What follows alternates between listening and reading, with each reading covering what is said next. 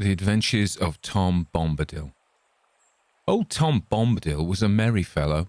Bright blue his jacket was, and his boots were yellow. Green were his girdle, and his breeches all of leather. He wore in his tall hat a swan-wing feather. He lived up under hill, where the Withywindle ran from a grassy well down into the dingle.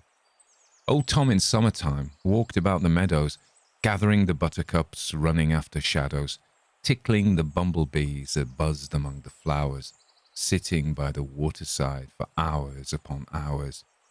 There his beard dangled long down into the water.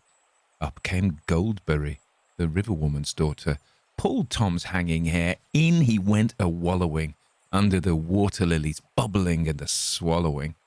"Hey, Tom Bombadil, whither are you going?" said fair Goldberry. "Bubbles you are blowing, frightening the finny fish and the brown water rat, startling the dab chicks and drowning your feather hat." "You bring it back again, there's a pretty maiden," said Tom Bombadil. "I do not care for wading.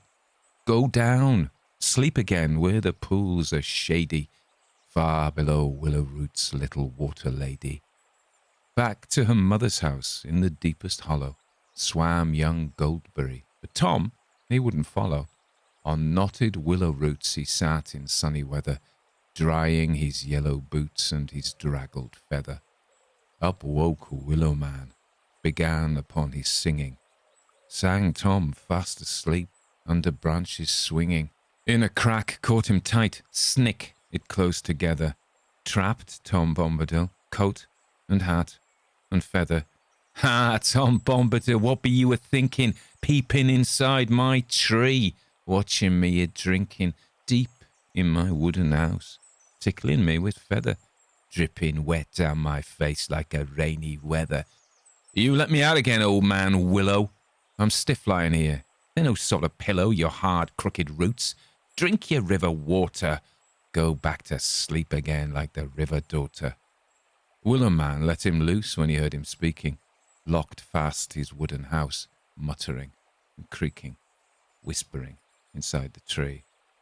Out from Willow Dingle, Tom went walking on up the Withywindle. Under the forest eaves he sat a while a-listening. On the boughs piping birds were chirruping and whistling. Butterflies about his head went quivering and winking, until grey clouds came up as the sun was sinking.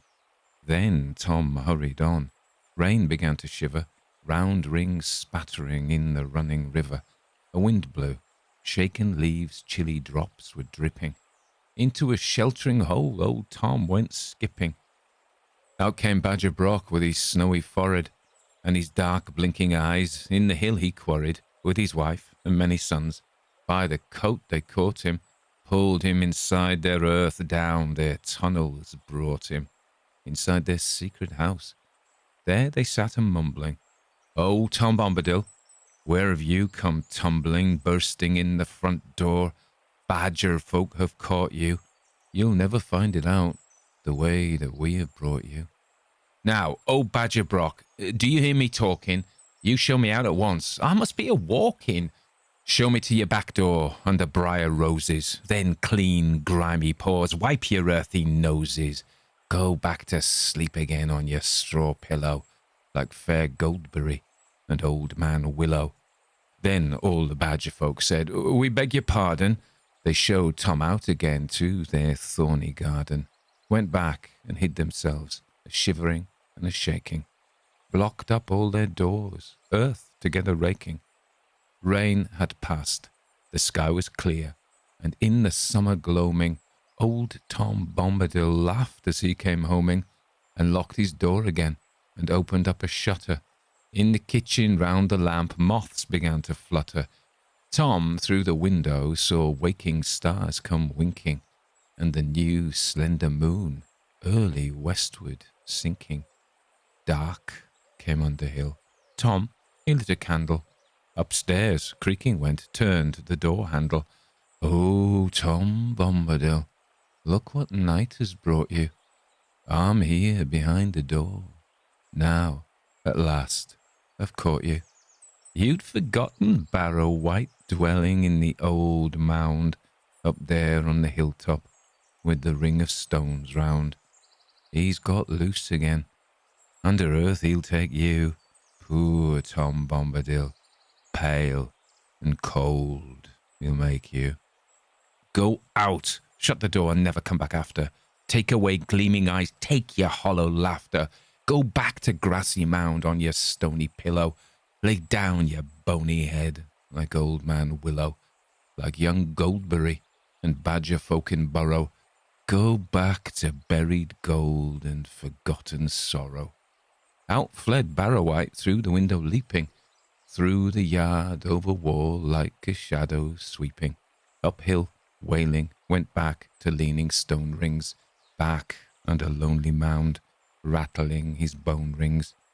Old Tom Bombadil lay upon his pillow, sweeter than Goldberry, quieter than the willow, snugger than the badger folk or the barrow dwellers, slept like a humming top, snored like a bellows.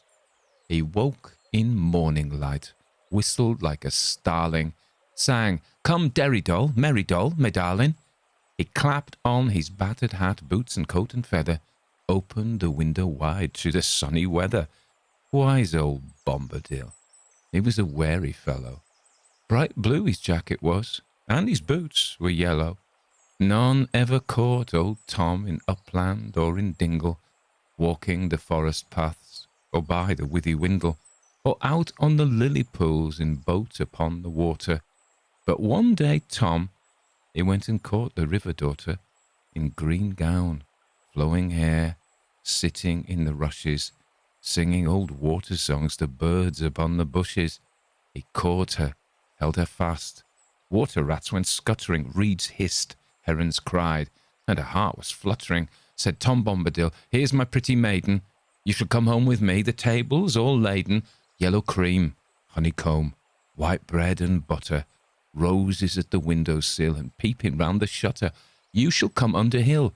Never mind your mother in her deep weedy pool. There you'll find no lover."